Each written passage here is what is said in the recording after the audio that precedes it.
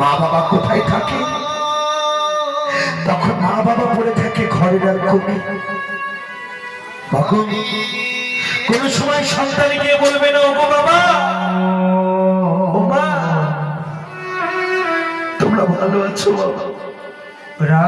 এক গ্লাস জল খাবে বাবা? কেউ বলবে না গো। তাই তো ভগবান আমার বললেন, ওরে মায়াবদ্ধ জীব, তোদেরকে আজও নয়ন মিলল না? একবার নয়ন মিলেছে,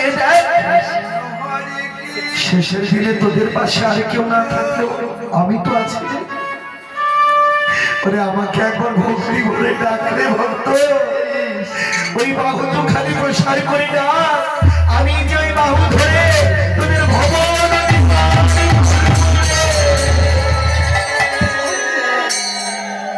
রাম হরে রাম রাম রাম হরে হরে হরে কৃষ্ণ। ও বাবা, চলে যেও না বাবা, চলে যেও। হরে কৃষ্ণ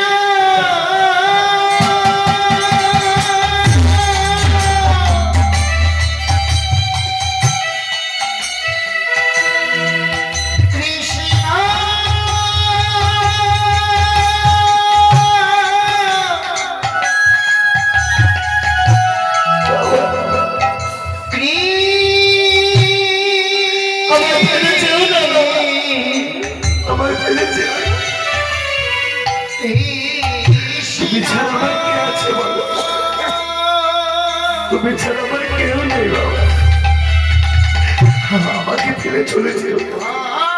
আমি তোমার হাতে ধরি বাবা, আমি তোমার পায়ে ধরি বাবা।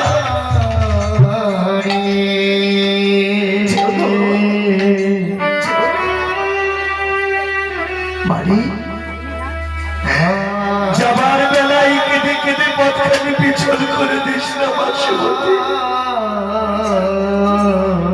আমাকে ভিখারি বেশে সাজাবা।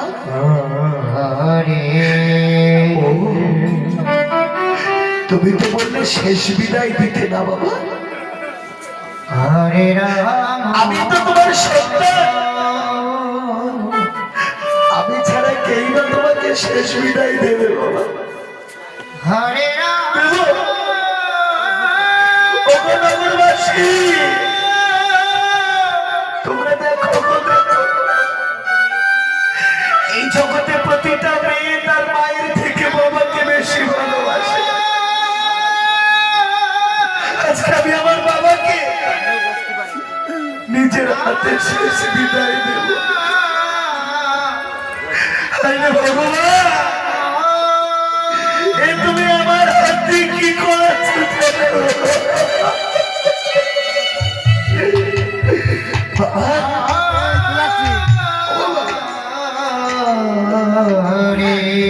আমাকে ছেড়ে চলে যেতে তোমার কষ্ট হবে না?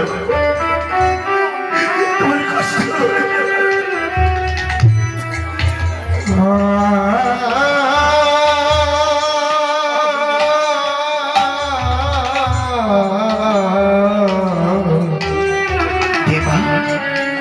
আমাকে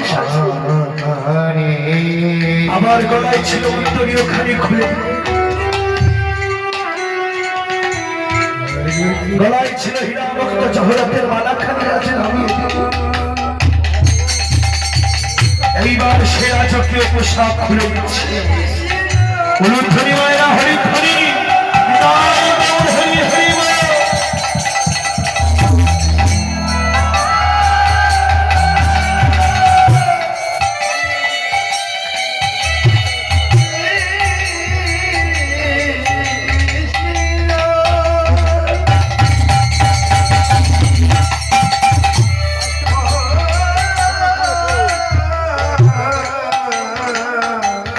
সাড়ে 5টা লাগবে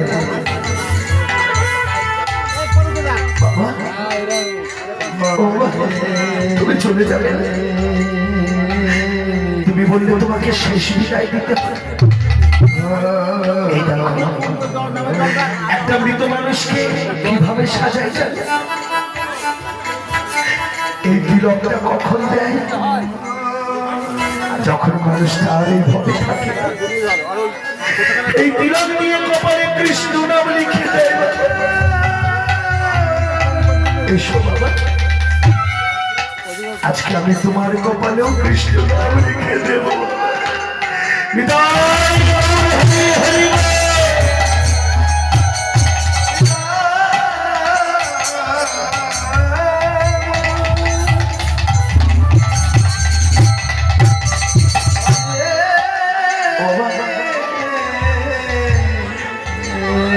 এটা কি জানো?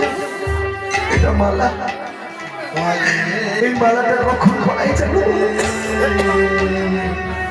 যখন মৃত ব্যক্তি ঘর থেকে বাইরে নিয়ে আসে, এই মালা দিয়ে না তাকে শেষের মোমেন্টটুকু।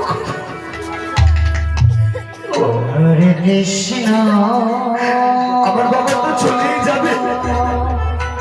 এসো বাবা, তোমার এই মেয়ের হাতের শেষ মালাটা তুমি পড়ো বাবা।